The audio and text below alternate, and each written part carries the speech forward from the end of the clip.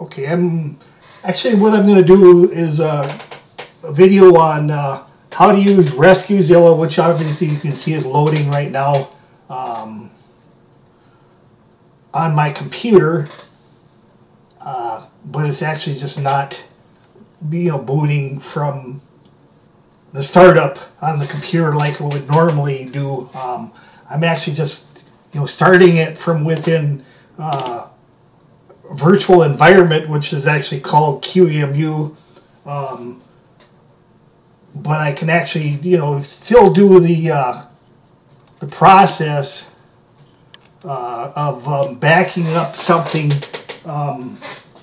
without physically loading my computer or loading the disk or the USB flash drive, and then just holding my computer hostage while the cloning process is going on, which I can do actually with QEMU. Is actually I can do the cloning process without having to wait until it's done, and I can boot back into whatever, Linux or Windows. I actually use Linux, so I don't have to reboot my computer and then boot off the disk in order to get this interface. I just basically boot from within QEMU to to get this interface and start the cloning process. So I actually clicked on the the cloning icon, and so basically I got to this where it basically just gives a short overview of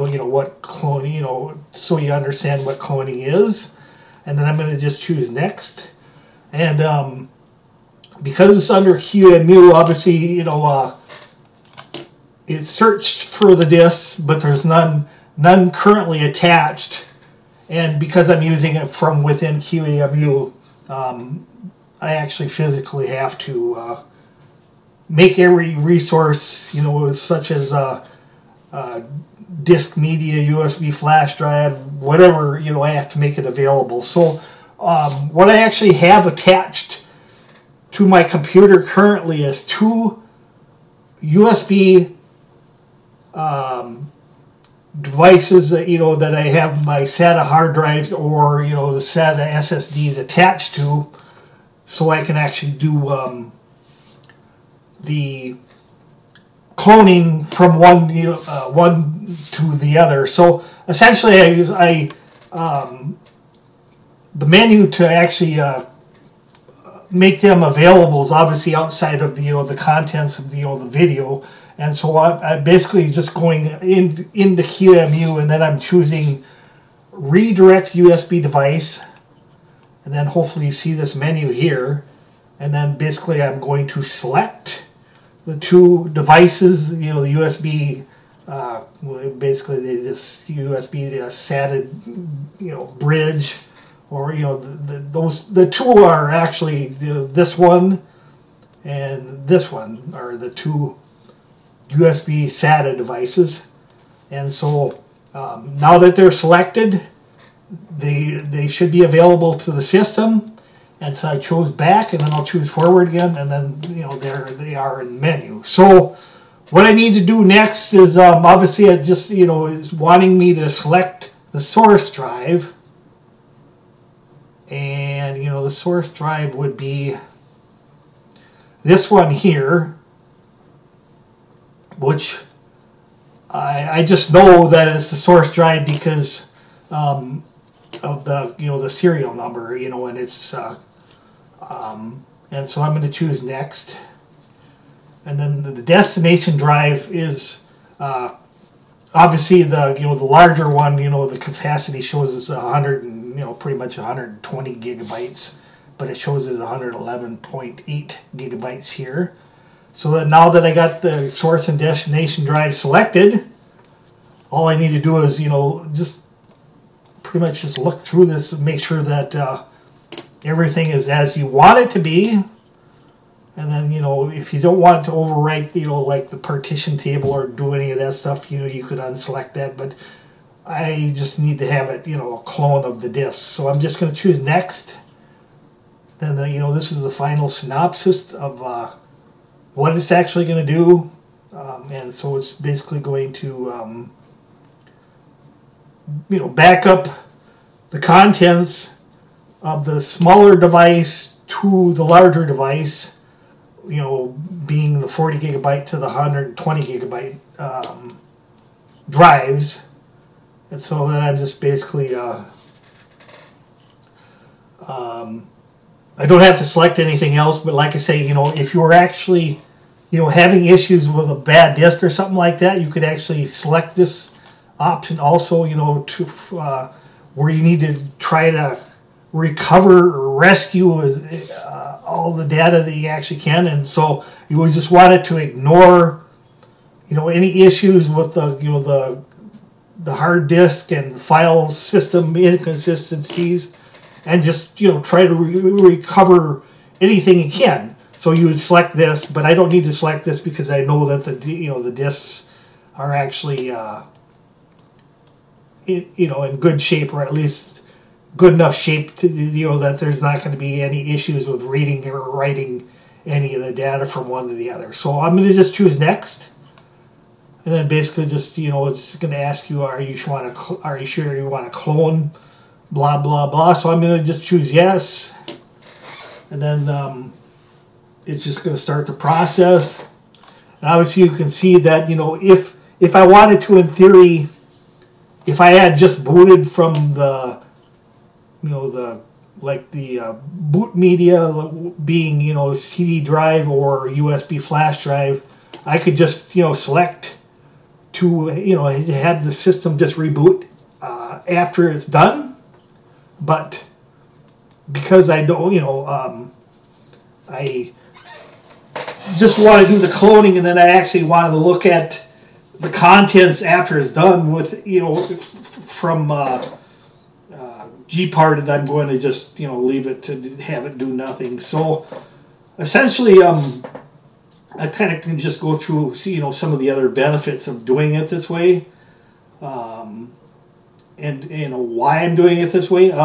Essentially, I previous to upgrading my computer, I used VirtualBox as my virtual environment for running other versions of Windows and Linux and Mac OS and so forth and so on. But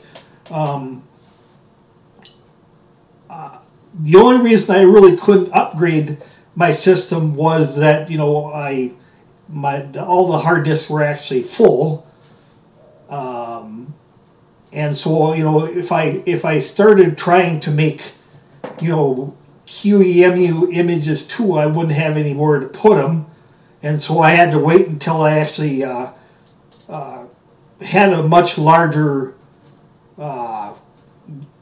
disk drive, or in my case, what I did is I actually have like several 8 gigabyte SAS drives in an RAID array, so that I actually have 30 gigabytes of disk space that I can use, rather than like the old, I think it was about 12 gigabytes. I know they could possibly just buy another SATA drive that is slightly larger, 14 gigabytes, maybe up to 20, I don't know. But essentially, buying SAS drives and making a RAID array is obviously, cheaper, and, provides a little bit more redundancy, in case one or, more drives actually goes out, so that, you don't lose everything. I mean, it's by no means a backup method, but it's actually it's a little bit more fail safe, and so you might not lose everything you have if you don't have it backed up by using a RAID array. So I obviously updated my system with to have a much larger hard drive, and then the other reason that I like to do it this way now that I can is because VirtualBox can obviously load. I can load USB devices, and probably do the same process within VirtualBox, but VirtualBox is, you know, it's much more difficult or complicated to actually, you know, try to load a physical hard drive to be available from within an operating system on VirtualBox than it is, you know, using QEMU, because essentially you can basically just find the, you know, the name of the physical disk within the computer, and then basically just add that as a physical, you know, SATA device in QEMU. Or, you know, the easier way is obviously just to use you know, the physical hard drive or SSD attached to a USB device, so that you just have to, you know, select it from the USB list, you know. Or you can actually also select USB hardware, you know, and, you know, configure that as the, you know, another device on your computer without, you know, redirecting anything.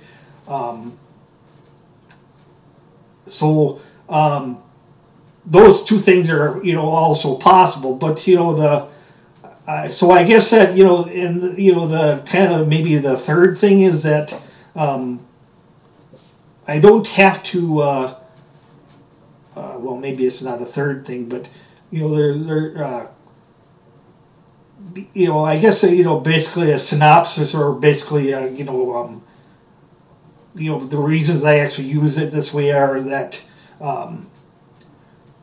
by doing it this way, rather than basically just booting off of a media and, you know, waiting for it to get done, is that I can actually, you know, it's far less likely that I'm going to make a mistake and actually, you know, do the recovery to, you know, something like my RAID array, than it is, you know, doing it this way. So, you know, obviously that's a benefit, because, you know, I minimize mistakes, you know, of things that could actually be rather, you know, catastrophic and, you know, require a lot of, you know, work to actually, you know, restore from a backup, because, you know, I just, you know, VirtualBox or QEMU are only going to see the devices that are actually physically attached to it, you know. And the only other way that I'm actually going to be able to back up or restore anything to those, you know, external devices, to actually like mount them, you know, as a network drive or something like that, you know. So I could also use, like, you know, connect to them by a Samba or, you know, SSH, and you know, possibly clone things, you know, that way. But I guess you know, I don't need to do that, so I'm just not going to go through all that. But, you know, the other thing is that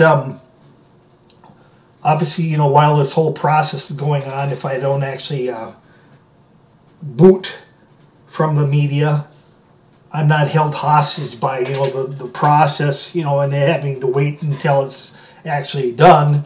I can just go on to other things. I can, you know, basically just, you know, essentially go into another window on Linux, or you can do that also in Windows, and then just, you know, do something else. You know, you can be watching, you can be, you know, cloning a disk, and, you know, maybe watching a YouTube video, or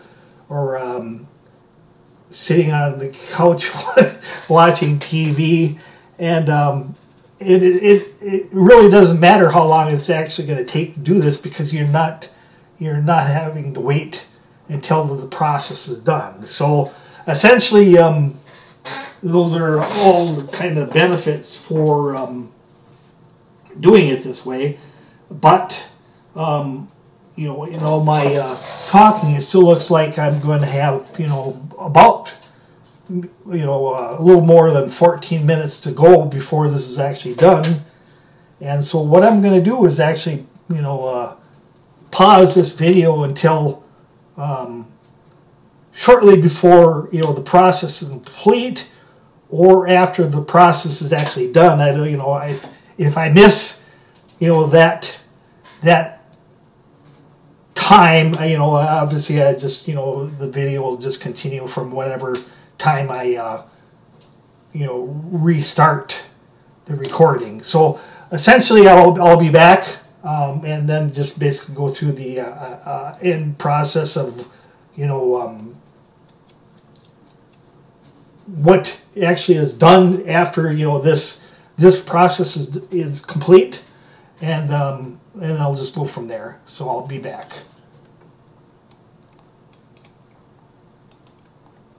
Okay, now that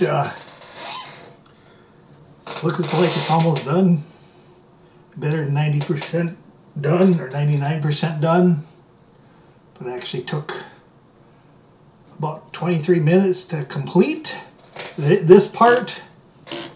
The rest of it actually shouldn't take that long, but it actually has to get through this.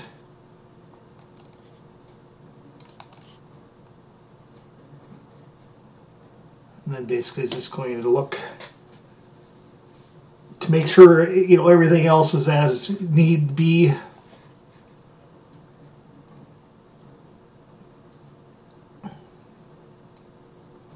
Should only take a few more seconds here, but it's actually just probing to make sure that, the source and the destination are pretty much the same. But anyway, that's actually been completed. Basically, it's, the source image and destination image just shown in here, and it says it took 24.4 minutes to actually do that. And so we're just going to, move on.